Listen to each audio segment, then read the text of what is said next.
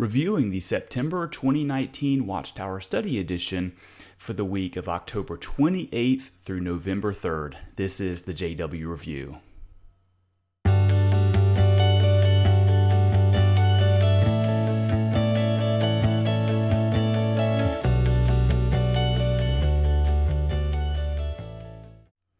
Hello everyone, welcome to the JW Review, and this is the weekly podcast where we review next week's Watchtower Study Edition and we compare it to what the scriptures teach. My name is Mike Felker and I am not a Jehovah's Witness, never been a Jehovah's Witness or associated formally with the Jehovah's Witnesses in any way. I am just a guy. I am a Christian who believes the Bible, and I do this because people find this to be helpful in analyzing the theology and doctrine and practices of the Watchtower and Jehovah's Witnesses as a whole. And I know there are a lot of people who watch this or listen to this who are still very much in the organization, and you use this material just to share Bible truths with those who you love who are still very much mentally in the organization, and you use this material to share with them your thoughts and ask them questions and just try to get them to think independently as you have been doing. So those of you who let me know that this is what is happening in your life and that you're using this material for that purpose, that just means the world to me that you share with me. This is helping you in that way. So please continue to share your thoughts with me. You can leave the comments here on YouTube or on my website, michaeljfelker.com, or you can just write me in. Either way, I love hearing from everyone. I love hearing your comments, especially the last video where I went over the divine name and the recent JW broadcast on that. Lots of great comments there, even comments that were critical of what I said. That's great too. I really appreciate those comments. So anyway, let's go ahead and get into this Watchtower study article. And the title of the article is Jehovah Values His Humble Servants. The key text here is Psalm 138:6. The portion the Watchtower quotes is Jehovah takes note of the humble. The full verse reads, For though Jehovah is exalted, yet he regards the lowly, or the humble, but the haughty he knows from afar. And thankfully, the Watchtower does mention the second part of this verse, where it says, the haughty he knows only from a distance. And so there's other ways you can view this word haughty. It could be those who are exalted or lifted up.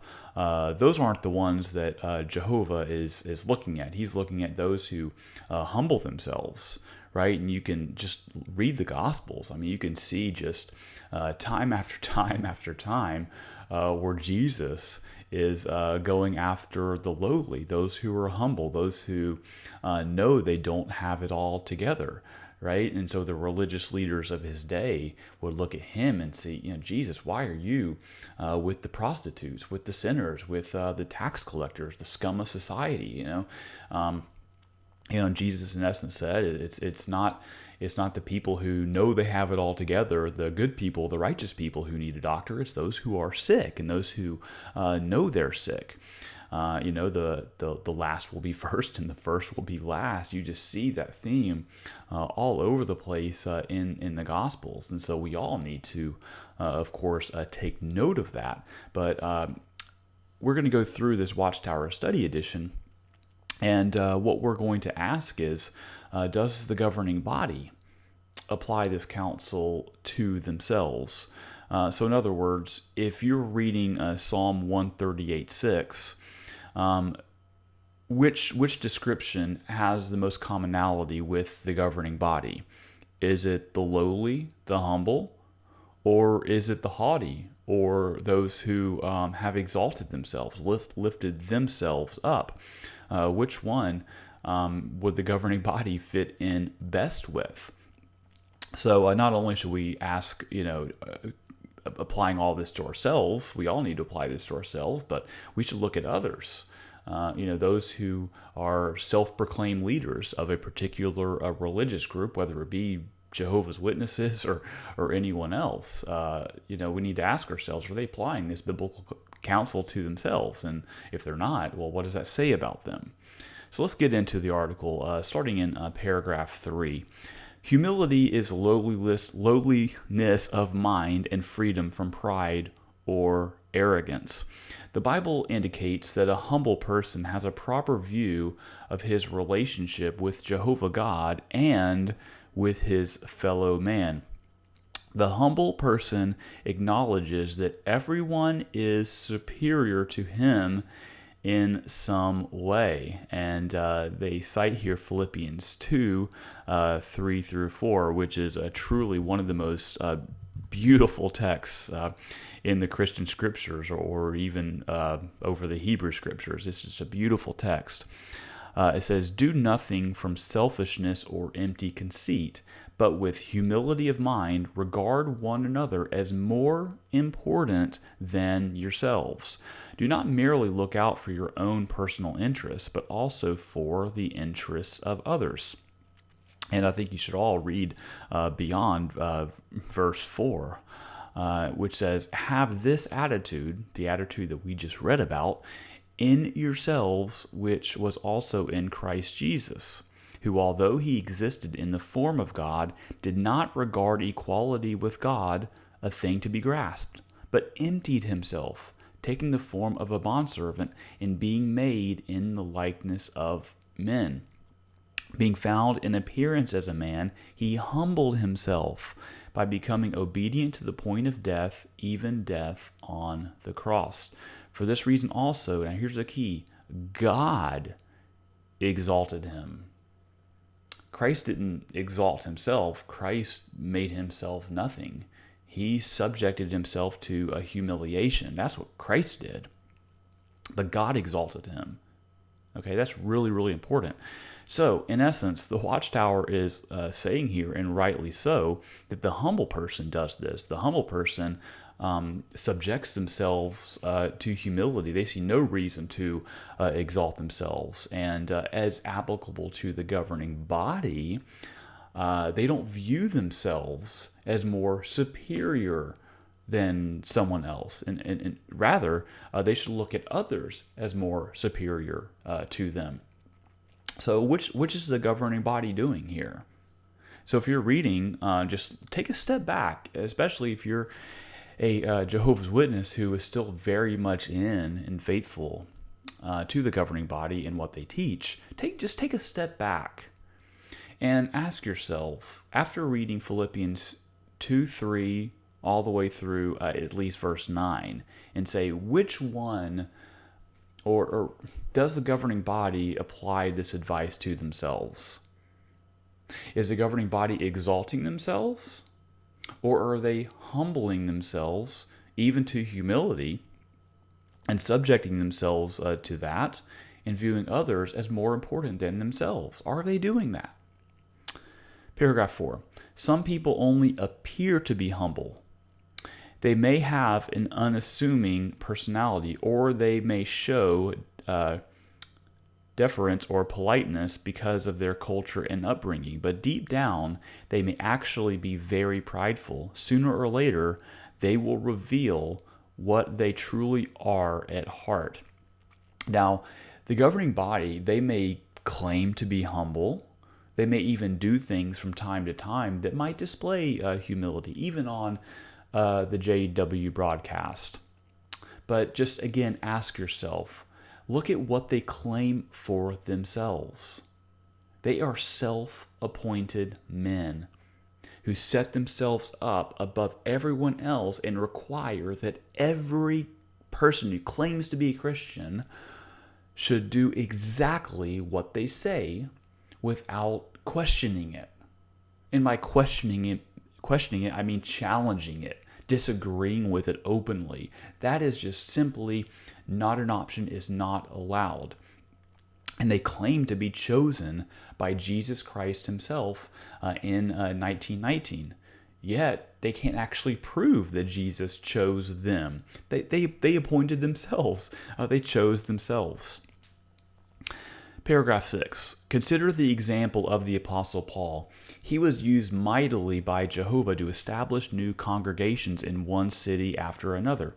He may even have accomplished more in the ministry than any other apostle of Jesus Christ. Yet Paul did not elevate himself among his brothers. Humbly he admitted, I am the least of the apostles, and I am not worthy of being called an apostle because I persecuted the congregation of God. Can you imagine the governing body saying things like this? Having such humility that Paul had to say things like this, that, hey guys, I am the least of the apostles. I don't deserve this. I used to imprison you people. I am terrible. I am terrible. But God has appointed me to do these things. So I think Paul, given that he actually was appointed by Jesus Christ himself, contrary to the governing body never had a road to Damascus experience where Jesus appointed them, nothing of the kind, but Paul did. And so Paul was trying to, maybe balance this out a little bit, which is, I would imagine, pretty hard to do, because you were appointed by Jesus Christ to achieve this monumental task, right, of being an apostle and proclaiming the gospel to the Jews and the Gentiles, right, and go through all these trials and difficulties. So he had to balance that with also being humble. Very, very hard thing to do when you really are appointed by God.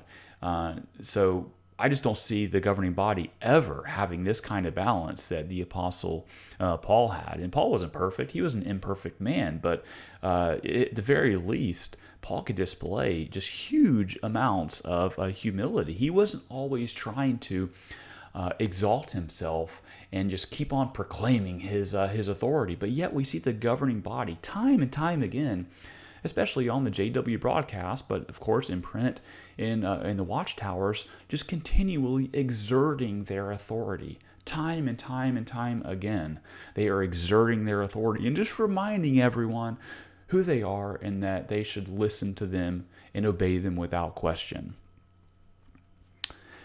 Then Paul correctly attributed his fine standing with Jehovah not to his own quality or works, but to God's undeserved kindness.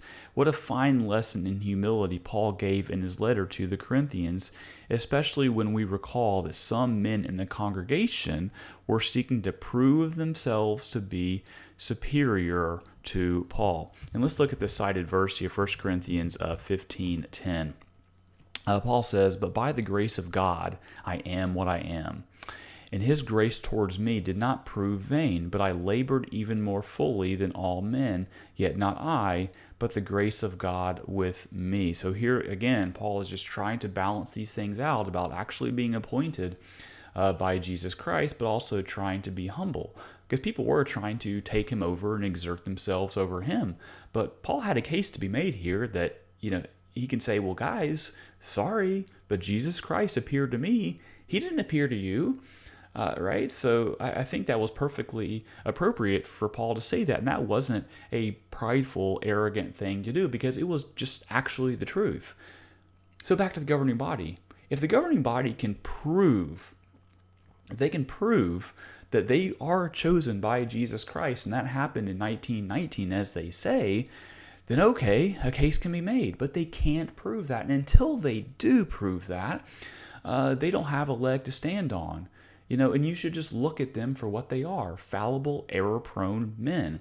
If what they say lines up with the Scriptures, then great, believe it. But if it doesn't line up with the Scriptures, don't believe it. Okay? Let's go down to paragraph 7. It says, Carl F. Klein, who served as a member of the governing body.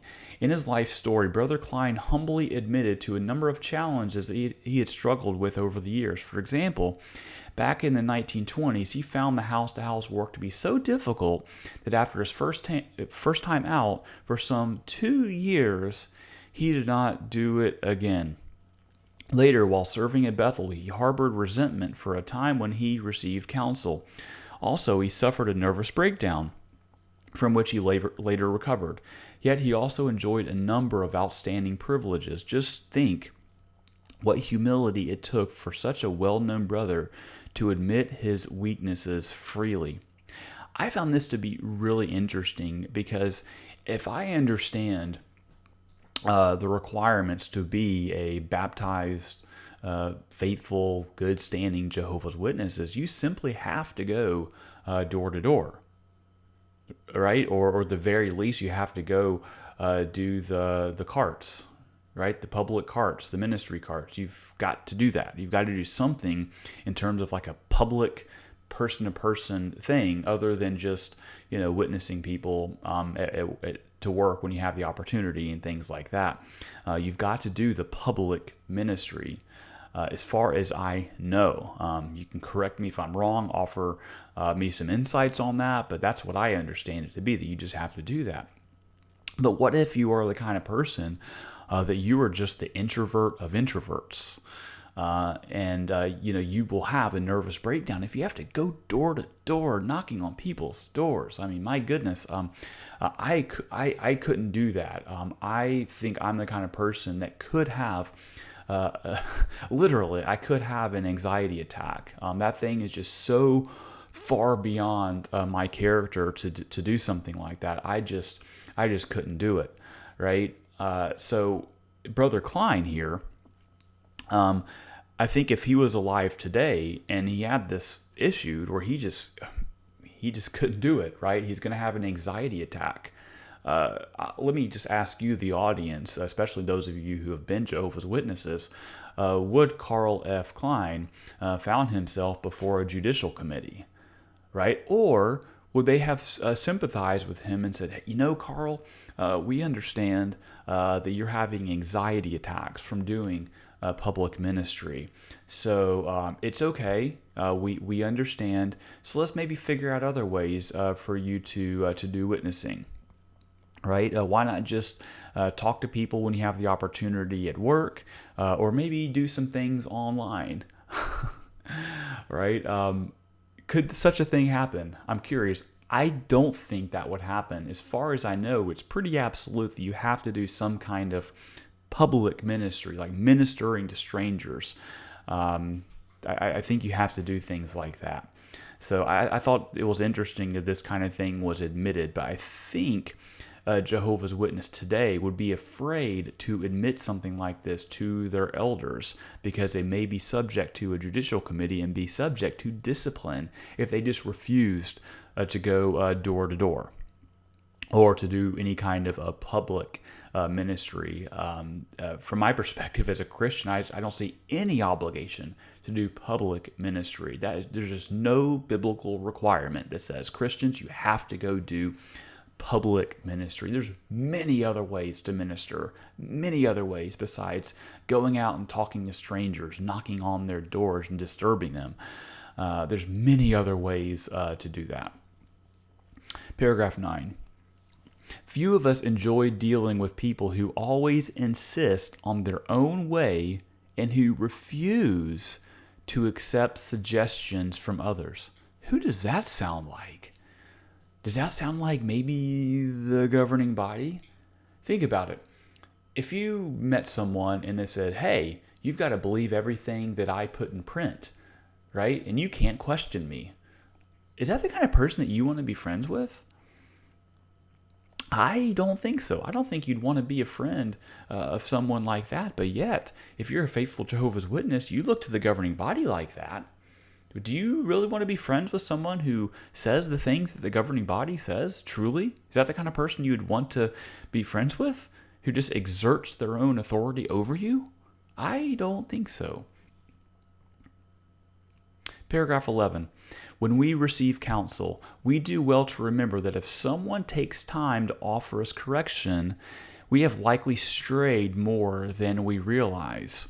Now, again, a governing body member can't really apply this to themselves because what if you're a governing body member and a Jehovah's Witness comes up to you and says, hey, look, when you came up with that new understanding of this generation in Matthew 24 and the overlapping generations, guys, I think this was a huge stretch.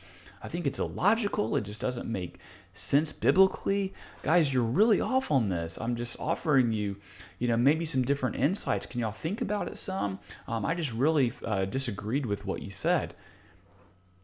I think such a person, the governing body, is not gonna is not gonna really give the time of day. Right? They're going to say, hey, elders, you need to look at this guy who's questioning our teaching, and you need to sit down with them and talk to them about questioning what we're saying about our teachings. Right? They need to listen to us, and they need to obey us. The governing body is not going to accept correction from anybody. Right? As far as like teaching, they're just not going to accept any correction. Paragraph 12. Likewise, we should humbly appreciate a fellow believer who has the courage to offer us counsel when we need it. We view that person as our friend, not our enemy, unless this has something to do with offering correction to the governing body. They're not going to humbly and appreciate the correction that's being offered to them, right? Because, who are you? We're the governing body, but who are you that thinks they know better than us to offer us correction, right? So again, you can see that this advice just cannot be applied to the governing body. And we see in paragraph 13 again, a Christian man could begin to think that he is the one who is most qualified for a certain assignment. So does that sound like the governing body? That they think that they are the ones most qualified? Again, they're self-appointed. They weren't appointed by Jesus Christ or by Jehovah. That didn't happen. They're self-appointed. So yeah, they are the ones who think they're the most qualified for a certain assignment. Paragraph 14, I think this is really interesting. They bring Moses into this. It says, we can learn from the way that Moses reacted when others received privileges. Moses appreciated his assignment of leading the nation of Israel.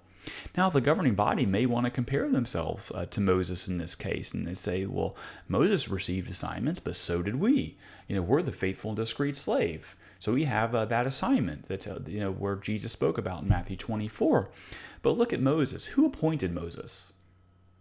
It was Jehovah. Jehovah appointed Moses and gave him the assignment. He had direct, as much face-to-face as you could possibly have with Jehovah.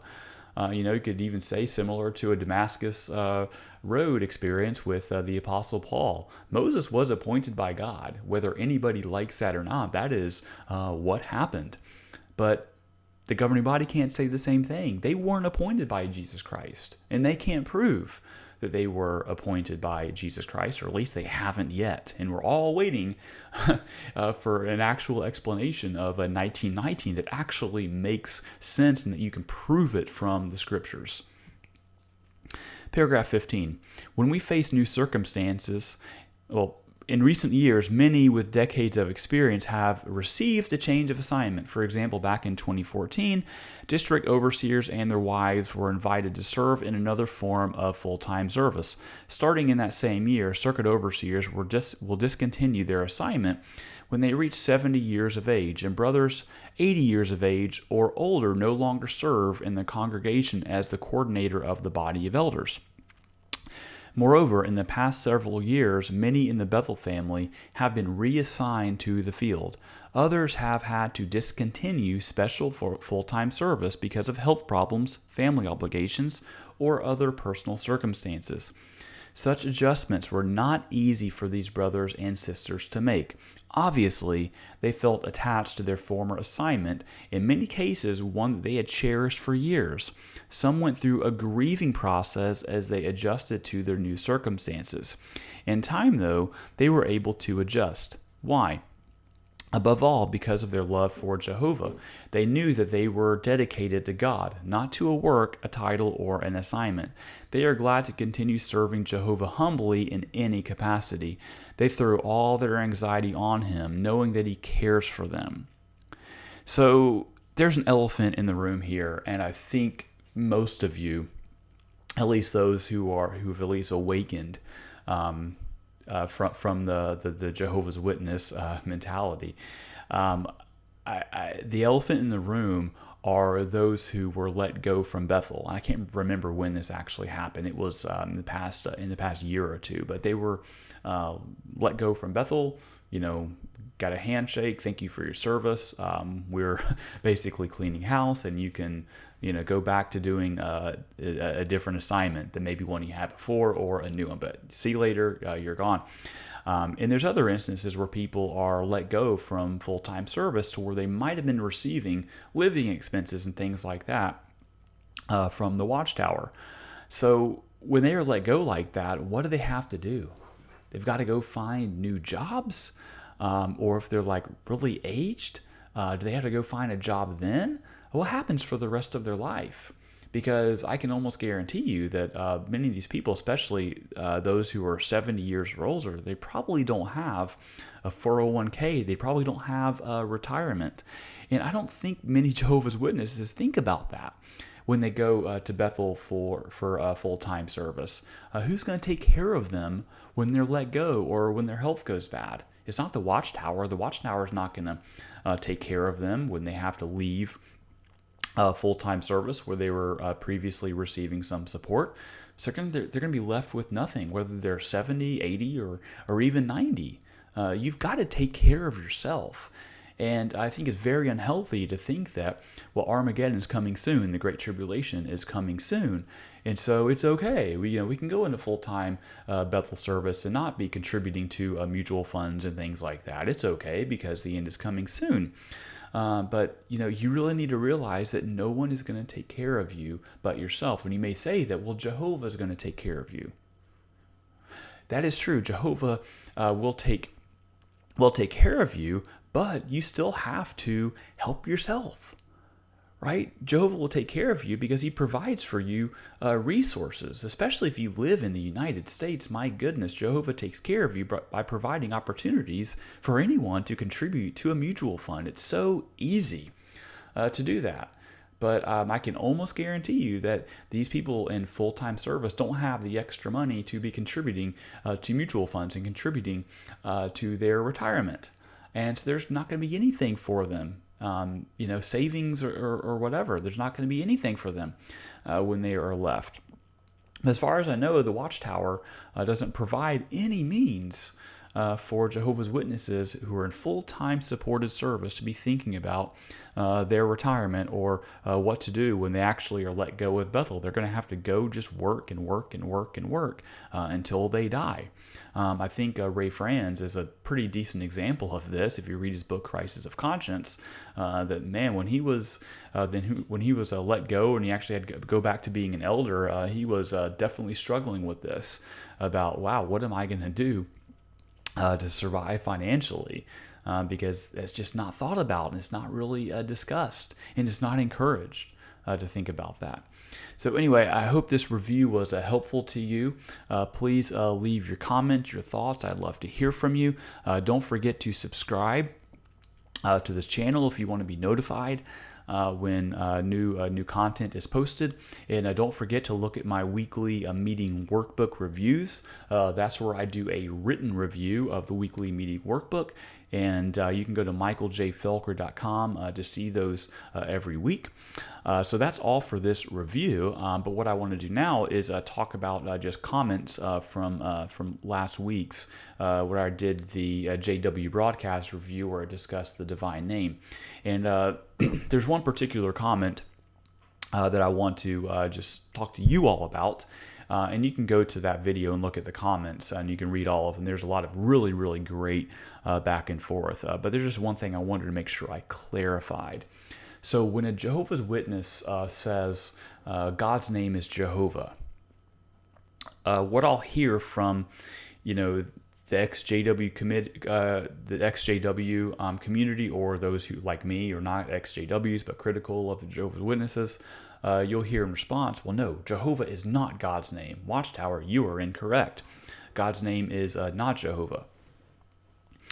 Let's just take a step back and look at this really, really carefully. If I say to you, the Messiah's name is Jesus Christ, do you say, yes, Mike, you're correct? Or do you say, no, Mike, the Messiah's name is not Jesus Christ? It depends on what you mean by correct. Because by correct, you can mean two things. You can mean, is Jesus the most correct pronunciation in English? Or does correct mean the pronunciation Jesus is actually what was used in the first century?